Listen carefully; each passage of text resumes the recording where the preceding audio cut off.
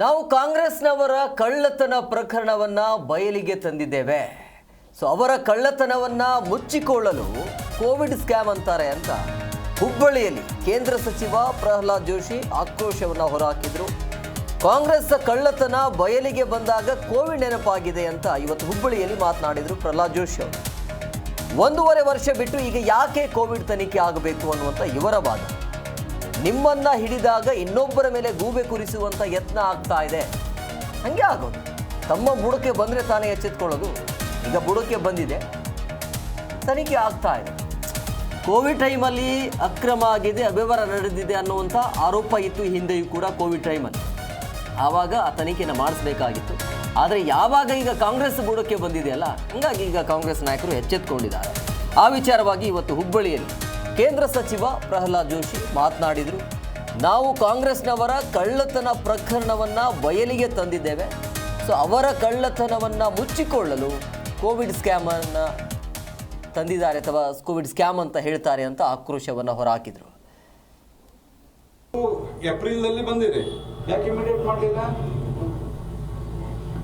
ಅಂದ್ರೆ ನೀವು ಕಳ್ಳತನ ಮಾಡಿದಾಗ ನಿಮ್ಮನ್ನು ಹಿಡಿದ್ಮೇಲೆ ಇನ್ನೊಬ್ಬರು ಕಳ್ಳತನ ಮಾಡ್ಯಾರ ಅಂತ ತೋರಿಸಿ ನೀವು ಬಚಾವಾಗೋ ಪ್ರಯತ್ನ ಇದು.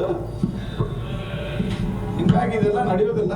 ಅವ್ರೇನು ತನಿಖೆ ಮಾಡ್ತಾರೆ ಮಾಡಲಿ. ಯಾಕಂದ್ರೆ ಇದಕ್ಕೆ ಹಿಂದೆ ಮಂತ್ರಿಗಳಾಗಿದ್ದಂಥ ಸುಧಾಕರ್ ಅವರು ಹೇಳಿದ್ದಾರೆ ತನಿಖೆ ಮಾಡಿದ್ರೆ ನನಗೇನು ಭಯ ಇಲ್ಲ ಅಂತ.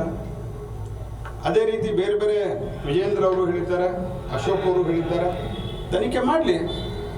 ಆದರೆ ಇದು ಎಲ್ಲವೂ ಏನು ನಡೆದ ಕುಮಾರಸ್ವಾಮಿ ಅವರ ಪ್ರಕರಣದಿಂದ ಹಿಡ್ಕೊಂಡು ಜನಾರ್ದನ್ ರೆಡ್ಡಿ ಅವರ ಪ್ರಕರಣದಿಂದ ಹಿಡ್ಕೊಂಡು ಎಲ್ಲವೂ ಇದಾದ ನಂತರ ಶುರುವಾಗಿದೆ. ಇದು ಬಹಳ ಆಶ್ಚರ್ಯಕರವಾದಂಥ ಸಂಗತಿ ಅಷ್ಟೇ. ಮಹದಾಯಿ ವಿಚಾರವಾಗಿ ಮೊದಲದು ಒಂದು ಪತ್ರಿಕೆಯಲ್ಲಿ ಬಂದಿದೆ. ಆ ಪತ್ರಿಕೆಯಲ್ಲಿ ಬಂದ ನಂತರ ಆ ಪತ್ರಿಕೆ ಆಧಾರದ ಮೇಲೆ ಅದು ಶುರು ಆಯ್ತು. ನಾನೇನು ಅದನ್ನು ತಪ್ಪಂತ ಹೇಳ್ತಾ ಇಲ್ಲ. ನ್ಯಾಷನಲ್ ಟೈಗರ್ ಕನ್ಸರ್ವೇಷನ್ ಅಥಾರಿಟಿ ಅವರು ಈ ಒಂದು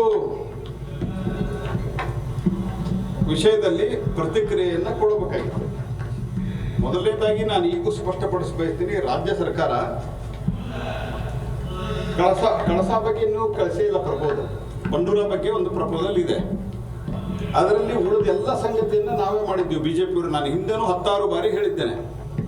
ಇದ್ರದ್ದು ಎನ್ವೈರ್ಮೆಂಟ್ ಎಕ್ಸಂಪ್ಷನ್ ಕೊಡಿಸಿದವರು ನಾವು.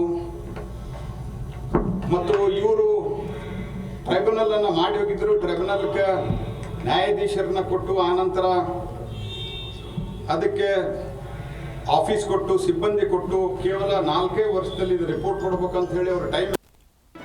ಜಿ ಕನ್ನಡ ನ್ಯೂಸ್ ಈಗ ನಿಮ್ಮ ಮನೆಯಲ್ಲೇ ನೋಡಿ. ಎಲ್ಲ ಕೇಬಲ್ಗಳಲ್ಲಿ ಈಗ ಲಭ್ಯ.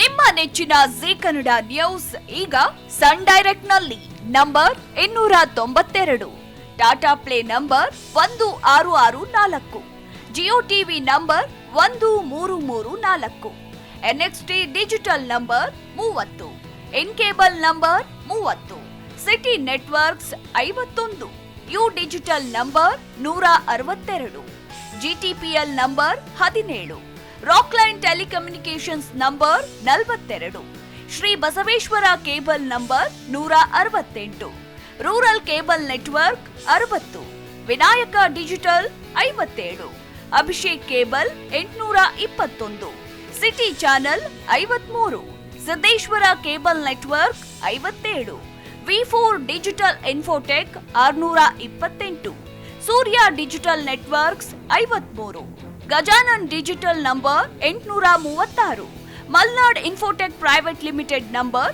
56, Metrocast number 830, victory digital number 167ರಲ್ಲಿ ನೋಡಿ ಆನಂದಿಸಿ.